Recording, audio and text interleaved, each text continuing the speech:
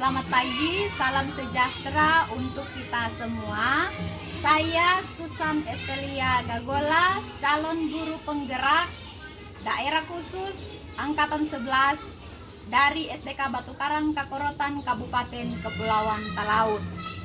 Saat ini saya tidak sendirian, saya ditemani oleh Bapak Franky Sasuwu, Wali kelas 5, guru di SDK Batu Karang Kakorotan ini. Selamat pagi Pak. Selamat pagi. Apa kabar di hari ini? Kabar baik. Nah, saat ini kita akan melakukan percakapan pra-observasi.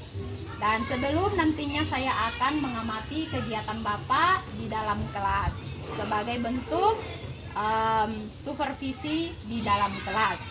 Nah, adapun tujuan dilakukannya supervisi di dalam kelas adalah untuk mengetahui dan mengevaluasi jalannya proses pembelajaran yang Bapak lakukan dan kenapa kita melakukan percakapan pra-observasi ini.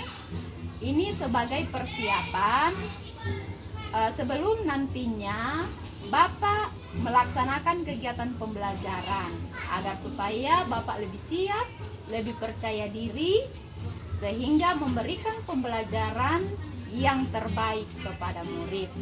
Nah, baik Pak, adapun beberapa pertanyaan yang akan saya sampaikan dan tanyakan kepada Bapak. Yang pertama, apa tujuan pembelajaran yang ingin Bapak nantinya lakukan atau capai di dalam kelas?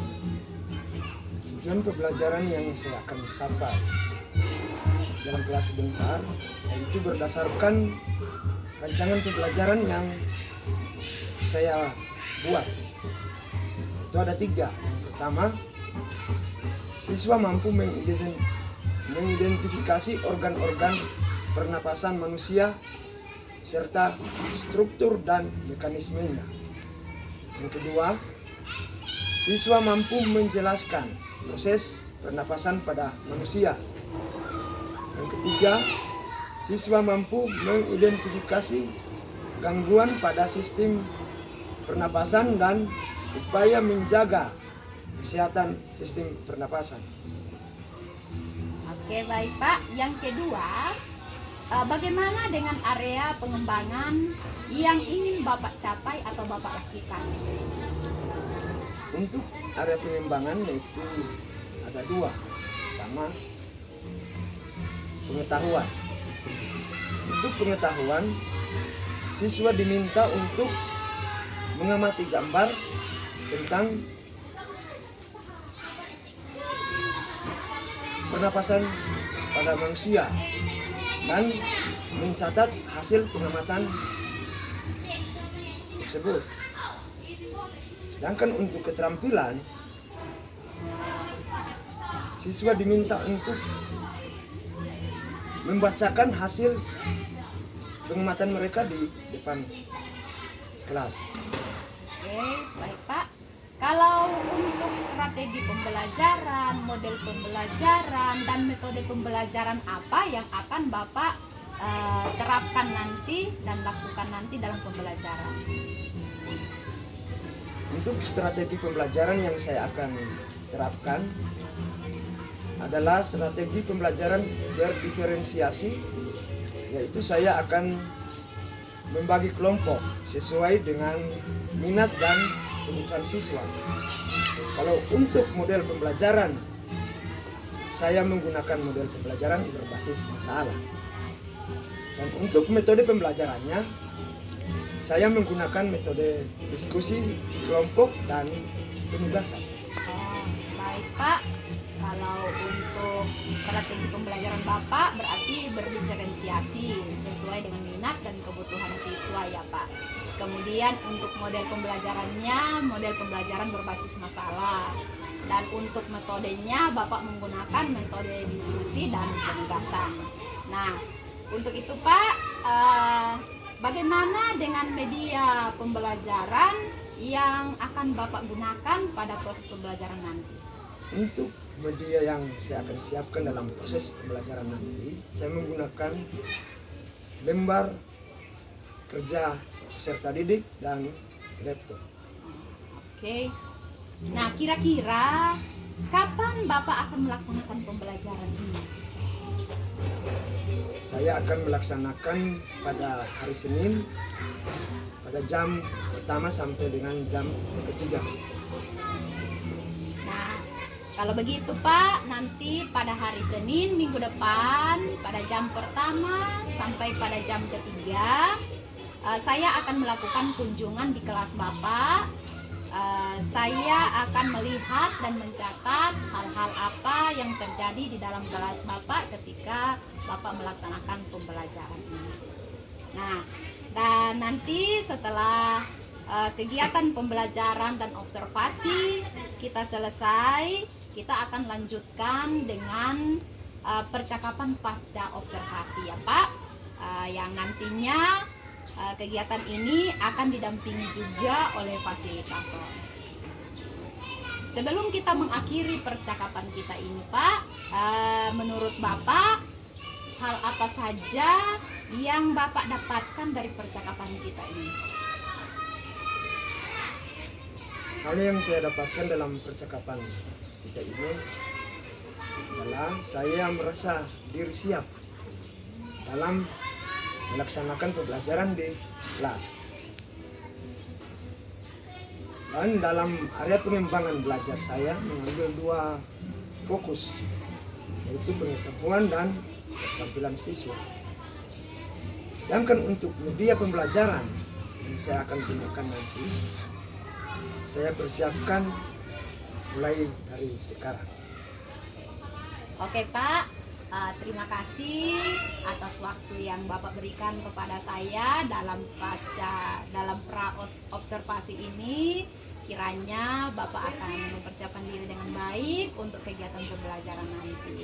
Dan kiranya Bapak dan kita semua dalam keadaan siap dan dalam keadaan yang dilindungi oleh Tuhan. Terima kasih waktunya Pak. Tuhan memberkati. Oke.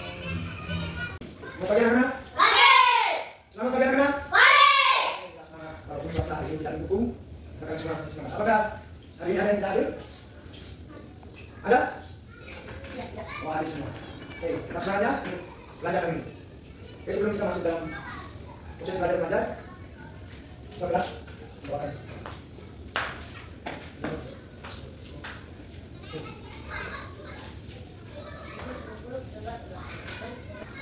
Kita akan belajar tentang organ pernapasan pada manusia. Sebelum kita lanjut, Bapak akan bagi kelompok. Yang sebelah sini, sebelah kirinya Bapak, itu kelompok hidung. Yang sebelah kanannya Bapak, kelompok otak. Saya mengamati gambar yang ada dan mencatat hasil pengamatan kalian. Oke, silakan. Oke, terima kasih sudah. Silakan kembali ke tempat. Kelompok tenggorokan.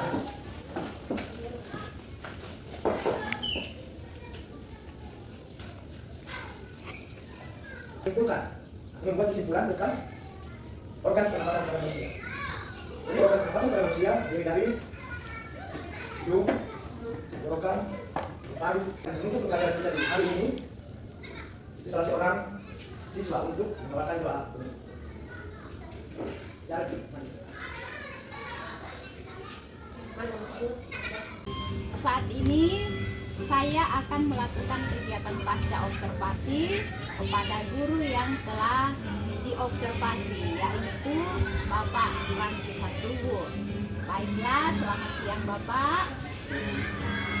Sekarang kita akan memulai percakapan pasca observasi sesuai dengan hasil observasi yang telah saya lihat kepada Bapak tadi.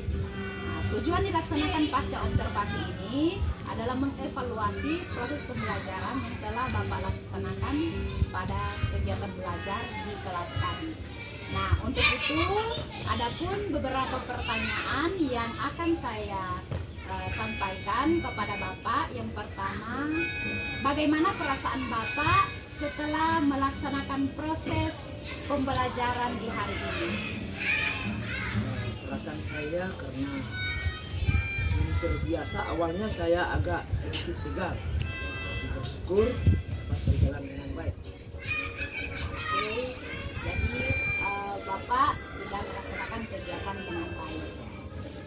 Dan yang kedua Pak, bisa diceritakan kembali bagaimana area pengembangan yang Bapak lakukan di dalam kelas tadi, ataupun langkah-langkah atau tahapan apa yang sudah Bapak lakukan di dalam kelas tadi.